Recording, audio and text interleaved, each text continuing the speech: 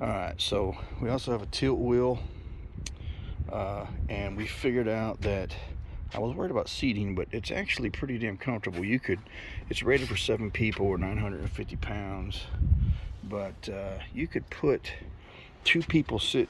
We checked it out, and 2 people can sit on this bench pretty comfortably, and you still have plenty of room to reach all your controls and everything. And then 2 people can easily sit on this. We've already tried it out. You can sit 2 people side by side, their legs kind of hang off a little bit, or they could sit sideways like this, back to back. So there's actually pretty good seating in this. And then if you put your cushions here, you can have 2 more people. So I mean, you could really actually 8 people would fit in this just fine. I did figure out to mount your trolling motor, you take this panel off right here, and up under here you can there's plenty of room to get your arm up in here and mount your trolling motor. So and then under this panel right here, you've got a tube coming up with all your electrical, so it goes back. You can run anything you wanted to run that way. So I figured that out. You know, I did have a few negative things to say, but there's also a lot of positive stuff about this boat. It did not come with 2 cleats. They got the 2 in the front, which are actually metal and really quality. They're really good quality. So there's also a lot of really good quality things about this boat. There's not any in the back, so I'm gonna have to get a couple more and figure out where we're putting those.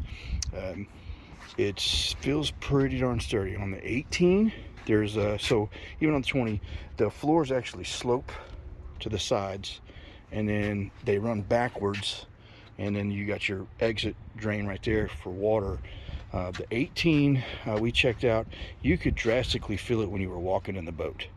You can't really feel it on this one. You don't really notice it. These grab bars are actually really strong. I mean, real strong. This boat also has hydraulic steering because it's a 150. This is your hydraulic fill right here. So I'm still going to put a fish finder up here. We'll figure out where that's going. It's got this flip down thing right here, so you can put your feet on and sit up here. I'm 5'8.5", and it's still kind of, I got to stretch a little bit to reach these controls.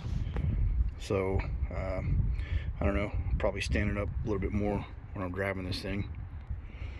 The horn on this thing is freaking amazing. You got your master power, which I really like.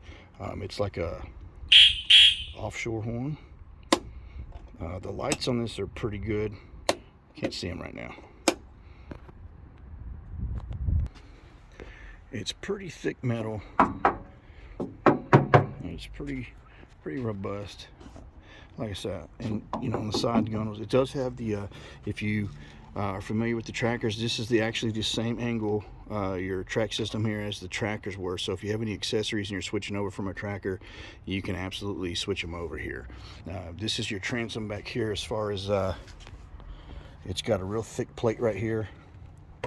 I mean, it's solid. It's not hollow or anything. So you know, some of that's pretty dang robust. Under here, you've got some kind of arms that's supposed to be like a Velcro. It's not Velcro, but it does all right. It holds it down pretty good.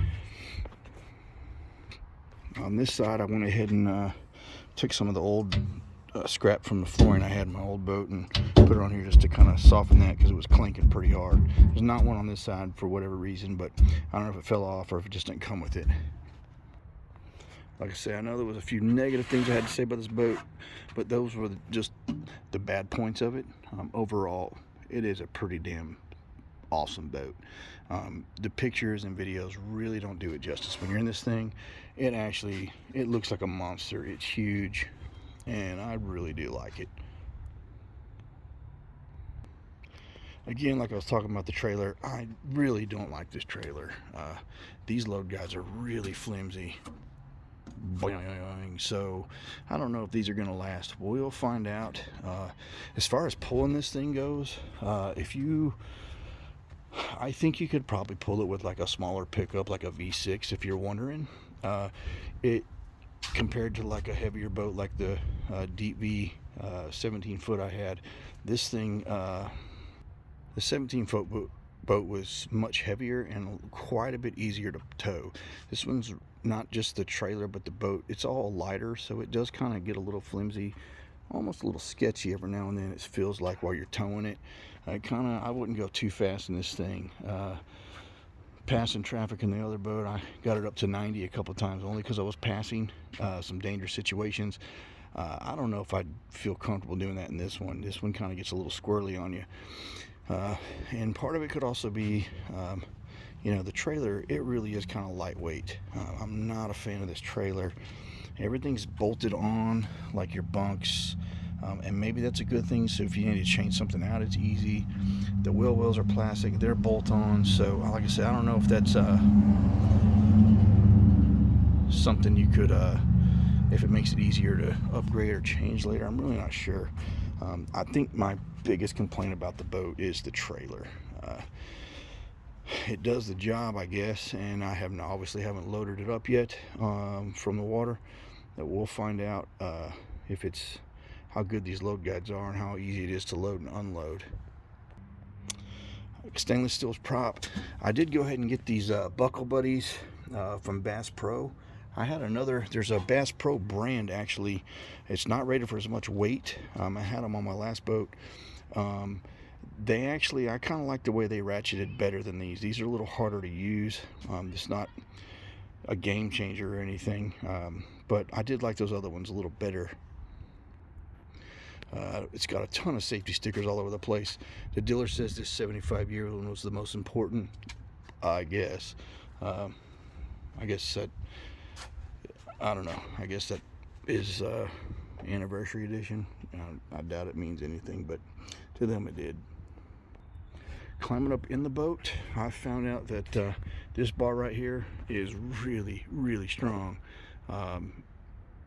Not going anywhere. I feel total confident in it as far as strength goes. I think it's welded just fine.